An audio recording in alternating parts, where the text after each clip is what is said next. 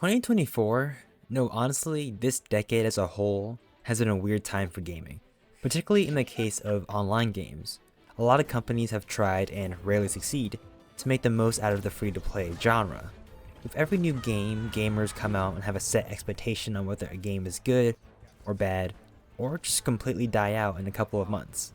Enter Marvel Rivals, a game that started off with a similar story among the audience, but everything leading up to its launch has been pretty phenomenal, with things like consistent communication and respectable monetization practices.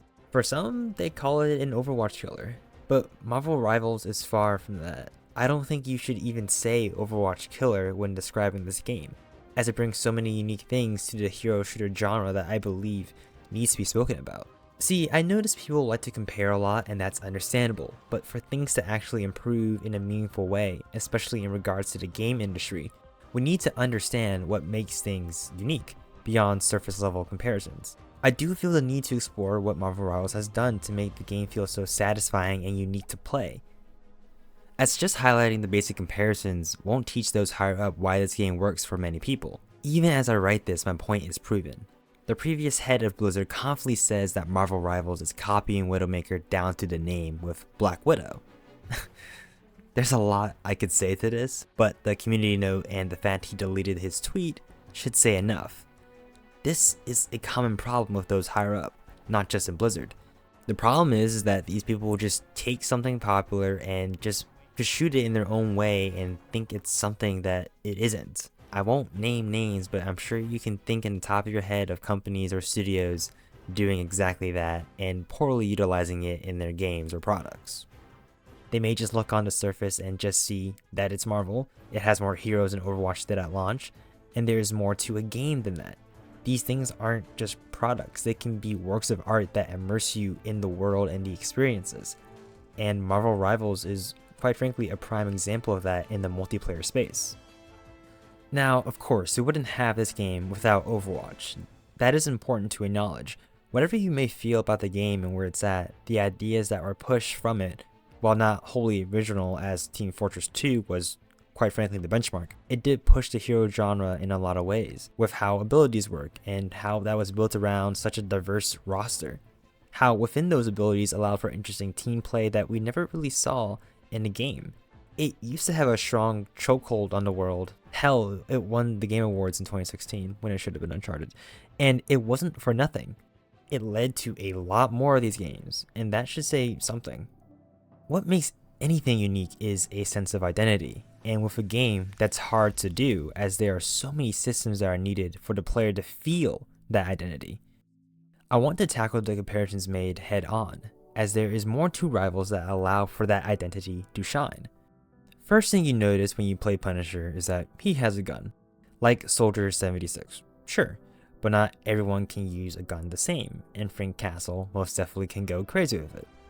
He has a shotgun and other abilities, such as a dedicated grapple and smoke bombs, that allows for him to feel unique while also having some sort of familiarity that can help players start to get more comfortable in his boots. Because as you get more comfortable, you start to actually learn more about what the game actually offers. As yes, there is a learning curve of mastering each character, but what about the play space?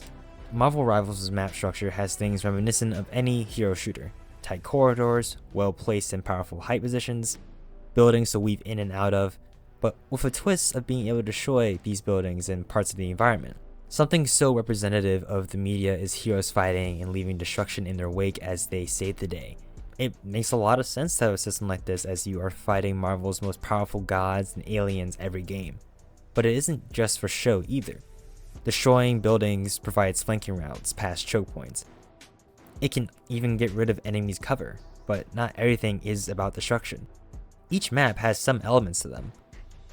Wakanda has different modifiers that will spawn different hazards like fire pits or wind that can switch things up in terms of positioning. The Hydra base has the objective point move throughout the game. A whole flanking route can open or close in a blink of an eye. These nuances, whether big or small, are worth knowing to improve one's effectiveness in the game. But they also highlight how unique the experience can be in compared to Overwatch. The main issue I have with the comparisons is that it doesn't allow for people to actually take the time to understand the game itself. I talked about it in my Gotham Knights video. A lot of people didn't really acknowledge what the game offered due to the pre-consensus of the Arkham games. Hell, there's a lot of people out there that still think Gotham Knights is a part of that franchise. And I fear something similar may happen with Rivals. I have seen a lot of people online say this needs to be nerfed or that character is bad in one way or another. While sure, some of that is valid to an extent, on the other hand, there are complaints about how Thor can't reach enemies when an ability allows for you to constantly pressure enemies if aimed properly. Granted, these little nuances for each character can be overwhelming. My concern is that people will just blame the game instead of learning the full extent of these nuances. And through that can lead to a loophole of the developers trying to cater to an audience or not, but granted, I feel like this team has a bit of a backbone and will actually stand on business, so we shall see. A core foundation for games like these is the class system.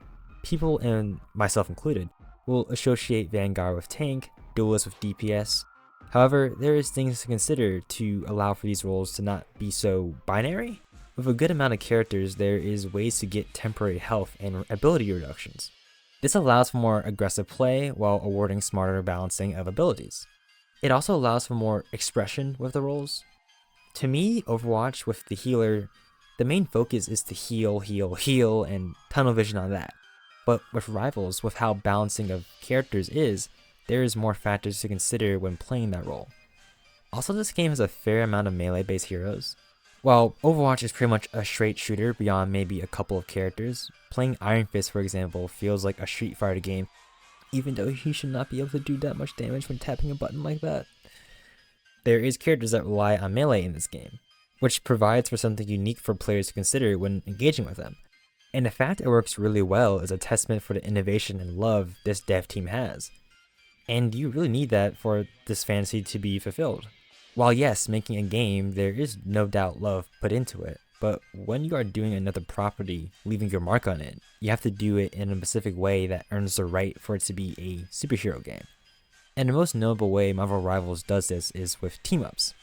These are broken down to two parts. The anchor is the character that applies the ability to whoever can use it. This person will get health or damage buff, as they apply the team-up to the specific character it's tied to. With Scarlet Witch, for example, as an anchor, Magneto can apply some of her magic to make his sword more powerful. This promotes people to try out new characters to see what the team-ups does and how much of a difference it makes. I really can't wait to see how extensive that will be used in ranked play even. The way Marvel Rivals launched is genuinely very impressive. Everything promised has been delivered. It's a very smooth launch, and I know people had hiccups, but still, with it being the second highest Steam game with 400,000 people, and doing so well as it did, is truly heaven sent. I also appreciate how the Battle Pass is only $5. Granted, this isn't a full one as we're only in Season 0. And I think it'll take some time getting used to having to do dedicated challenges to progress with the Battle Pass, instead of just the traditional Battle Pass XP format. I also appreciate that you don't have to buy any of the characters with any weird currency. The only thing you buy is cosmetics, and I think that really allows for the player to really want to engage with the game more and the characters. It's also just incredibly consumer friendly, especially in the case of a brand like Marvel. While I don't expect original properties to do something similar, as they have a lot more risk of failure than a Marvel IP, this is the right mindset to have when giving back to the players. With all this in mind, I think Marvel Rivals will definitely be able to stand tall and not be a Overwatch killer, but something that genuinely feels like a meaningful competition. Overwatch is too ingrained in gaming. It's really unrealistic for it to just die. In an ideal world, the devs at Blizzard will see they need to cook, as now Overwatch players seemingly have something more meaningful to play. But I also believe with this launch, it should give a new industry standard on how to make games like this. Give us something that shows you care for this brand and players, and we will give it back to you. We gamers are not that hard to please, depending on who you ask, granted. I believe with how Marvel Rivals kicks itself off the ground running the way it did, with interesting mechanics, great level design, and monetization, it can be more than an Overwatch competitor.